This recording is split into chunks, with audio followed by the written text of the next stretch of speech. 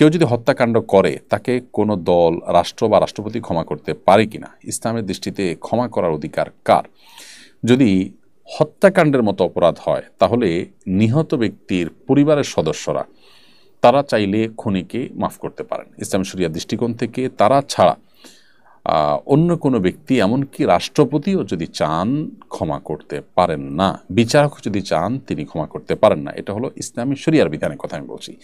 ইসলামী শরিয়ার এই আইন এতটাই যৌক্তিক, এতটাই সুন্দর যে এর চাইতে সুন্দর, এর চাইতে যৌক্তিক কোনো আইন এই প্রসঙ্গে গোটা পৃথিবীতে কোথাও প্রচলিত নাই। কারণ যে লোকটা ভিকটিম বা যারা ভিকটিম, তাদের ছেলে, তাদের বাবা, তাদের রক্ত সম্পর্কীয় কেউ, তাদের ফার্স্ট ব্লাড, তাদের নিকটাত্মীয় মারা গেলেন, তাদের পরিবারের সদস্য মারা গেলেন, তারাই ক্ষতিগ্রস্ত হবেন। অতএব রাইট শুধু তাদেরই আছে যে তারা খুনিকে মাফ করতে পারেন।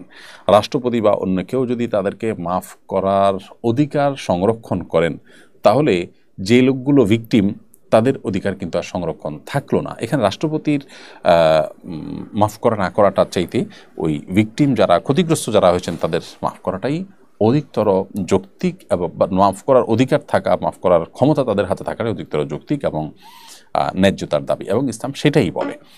যার কারণে আপনি সৌদি আরব ইসলামের শরিয়ার অনুযায়ী বিচার হয় এখনও, তো সেখানে দেখবেন যে কোনো খুনিকে অনেক সময় দেখা যায় মৃত্যুদণ্ড কার্যকর করার জন্য আনা হয়েছে, সেখানে তো প্রকাশ্যে কার্যকর করা হয় যদি কোরআনে আল্লাহ তাআলা কিছু মানুষের উপস্থিতিতে খুনের বিচার বা ব্যভিচারের বিচার আল্লাহ তাআলা কায়েম করার কথা বলেছেন, যাতে করে অন্যরা সেটা দেখে বিরত থাকেন।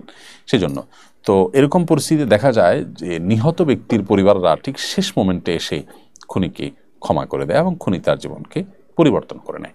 এটা যায় যাচ্ছে ইসলামের শরীয়তের দৃষ্টিকোণ থেকে। বাট রাষ্ট্রপতি কিংবা অন্য কোনো ব্যক্তি কোনো মৃত্যুদণ্ডের অপরাধী যে তাকে ক্ষমা করার কোনো এখতিয়ার থাকে না।